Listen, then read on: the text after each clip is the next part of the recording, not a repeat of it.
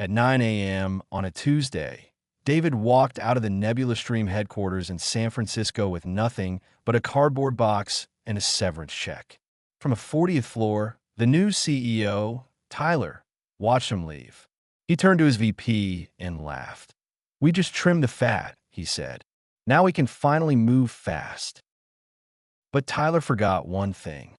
David didn't just leave with a box of personal items. He left with the institutional knowledge of exactly how the entire billion-dollar platform worked. In Silicon Valley, there's a specific term for this. It's called key person risk. It's a metric venture capitalists use during due diligence to describe an employee who is so critical that if they get hit by a bus, the company's valuation goes to zero overnight.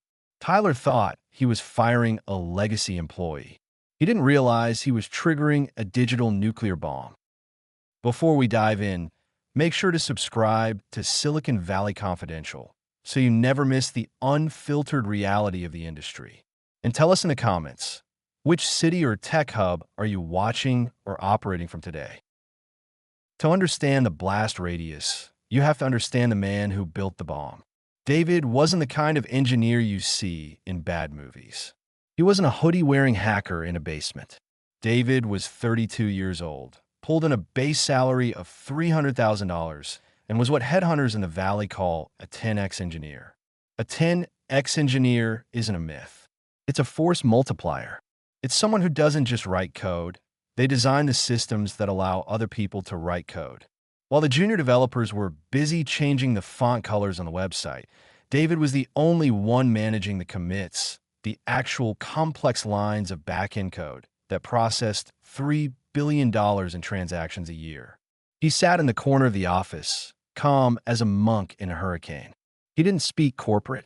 He didn't use buzzwords like synergy or circle back. He let his work speak for itself. He had built the core, the back-end infrastructure that held the entire company together. But to the new management, David's silence looked like arrogance, and his salary looked like a line item they could cut to boost their quarterly margins. The conflict began 6 months ago when the board brought in Tyler to prep the company for IPO. Tyler was a growth CEO.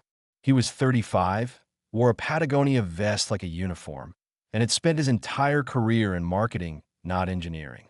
He viewed code as a commodity. To him, engineers were just construction workers, interchangeable parts that you could swap out for cheaper labor. Tyler brought his own A-team, a group of executives who spent more time optimizing their LinkedIn profiles than optimizing the product. They hated David. They hated him because he asked the hard questions. When Tyler proposed switching the entire database to a new trendy cloud provider just because it sounded cool, David shut him down in a meeting. "That introduces latency," David said, his voice flat. "We process financial data. If we add 200 milliseconds of lag, our high-frequency trading clients will leave. We lose 10 million a month." Tyler smiled, a tight plastic smile.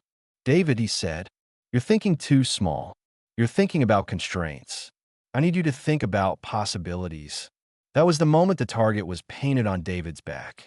To Tyler, David wasn't a safety net. He was a bottleneck. The execution happened on a rainy Tuesday. They didn't even have the courage to do it face-to-face. Tyler sent the HR director, Sarah, to do the dirty work in a glass-walled conference room visible to the entire floor. "It's a strategic realignment," Sarah said, reciting the script Tyler had given her. "We're moving to a more agile team structure. Your role is being absorbed." David didn't argue. He didn't beg. He knew the politics of the Valley. When a new king takes the throne, the first thing he does is execute the old generals. He looked at the severance agreement. Then he looked at his laptop. Does Tyler know about the key rotation protocol? Sarah blinked. "The what?" "The security keys," David explained. "I wrote a script, a cron job, that re-encrypts the entire platform every 24 hours to prevent hackers from getting in. It requires a manual handshake from my admin account. If that handshake doesn't happen..." Sarah cut him off. She checked her watch. "David, please. We have a team of very capable engineers. I'm sure they can figure out a cron job. We just need your badge and your laptop." David paused. He realized that explaining high-level system architecture to an HR director was like trying to explain chess to a pigeon. "Okay," David said. He stood up, placed his badge on the table, and walked out. He didn't sabotage the code. He didn't plan a virus. He didn't have to. He just let the system run exactly as it was designed. That night, Tyler took the executive team out for drinks to celebrate the restructuring. They high-fived. They bragged about how much money they saved by firing the highest-paid engineer. They didn't know that deep in the server logs, a clock had started ticking. The cron job woke up at 3 a.m., just like it did every night. It reached out to the admin account, David_admin. It asked for the handshake. Request, verify identity. But Tyler had disabled David's account at 5 p.m. The system got no response. It tried again at 3:05 a.m. It tried again at 3:10 a.m. By 3:15 a.m., the system concluded that the key person was gone or that the company had been compromised. So it did exactly what David had programmed it to do. It initiated the scorched earth protocol. It locked the database. It scrambled the encryption keys. And it shut down the external API. The bomb had detonated, and the only man with the defusal code was currently asleep in his apartment, finally getting a full 8 hours of rest. By 9 a.m. Wednesday morning, the new era of Nebula Stream was officially over. Tyler walked into the office holding a green juice, ready to check the stock price. He expected a bump. He expected praise from the board for cutting costs. Instead, he walked into a funeral parlor. The open plan office, usually loud with chatter, was deadly silent. The only sound was the frantic typing of the junior developers and the ringing of desk phones that nobody wanted to answer. Tyler grabbed Marcus, his new VP of engineering. "Why are the phones ringing?" Marcus looked pale. He was sweating through his expensive dress shirt. "It's the platform, Tyler. It's down. All of it." "What do you mean down?" Tyler snapped. "Just restart the servers." "We tried," Marcus whispered. "We tried to roll back. We tried to reboot. Every time we try to access the database, we get the same error. 403 forbidden." In the world of web architecture, this is the digital equivalent of a bank vault slamming shut. It doesn't mean the data is gone. It means the data is right there behind a foot of steel, and you don't have the combination. Major enterprise clients, logistics firms, hedge funds, hospitals were trying to log in to process billions of dollars in payments, and they were all hitting a brick wall. By 10 a.m., the situation escalated from a technical glitch to a P1 critical incident.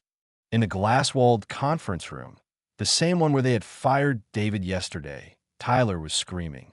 "Override it," he yelled, slamming his hand on the table. "Use the root access. You're the VP of engineering. Fix it." Marcus shook his head. The arrogance was gone. "I can't override it, Tyler." The encryption keys rotated automatically at 3 a.m. The system is looking for a handshake from a specific admin ID to unlock. "Which ID?" Tyler demanded. Marcus swallowed hard. "User, David_Arch." The room went cold. Tyler realized exactly what had happened. He hadn't just fired an employee. He had thrown away the key to the safe while the money was still inside. "Call HR," Tyler whispered. "Get his number." But it was too late. In Silicon Valley, rumors travel faster than light. At 11:15 a.m., a disgruntled junior dev leaked a screenshot of the system lockdown error to Blind, the anonymous social network for tech workers. 5 minutes later, it was on Twitter. 10 minutes later, it was on a Bloomberg terminal. The market reacted with violence. Short sellers smelled blood in the water. They knew that for a fintech company, downtime is death. The stock opened at $42. By lunch, it was trading at $18. Trading was halted due to volatility. The board of directors was blowing up Tyler's phone. "Fix this," the chairman texted, "or don't bother coming in tomorrow." Tyler was trapped. He had lost $200 million of market cap in 3 hours. He had no choice. He had to make the call. David was enjoying his first day off in 4 years. He was checking his phone, watching the stock price crater. He didn't smile. He didn't laugh. He just watched the red line go down, sipping his coffee. Then the phone rang. Caller ID, Tyler CEO. David let it ring twice. He took a slow breath of the salty ocean air. Then he picked up. Hello. David. Tyler's voice was high-pitched, desperate. We have a situation. The cron job locked us out. The keys rotated. We need you to come in. Now. David didn't apologize. He didn't sound surprised. I'm afraid I can't do that, Tyler, he said calmly. I'm not an employee. I signed the separation agreement yesterday. I handed him my badge. Remember? I don't care about the agreement. Tyler yelled. I'll rip it up. I'll hire you back. Double your salary. Just get down here and type in the code. David watched a seagull fly over the water. No, David said. I don't want a job. The culture wasn't a good fit. I think I'm going to take some time off. David, please, Tyler begged. The arrogance was completely gone. The stock is down 60%. If we don't fix this by market close, the company is insolvent. Name your price. Anything. David did the math. He thought about the insults. The legacy hire comments. The years of carrying the company on his back, while Tyler took the credit. I'm a consultant now, Tyler, David said. My rate is steeper than my salary. Fine, what is it? $20,000, David said. Tyler sighed with relief. Done. We'll wire 20 grand right now. Just come in. I wasn't finished, David interrupted.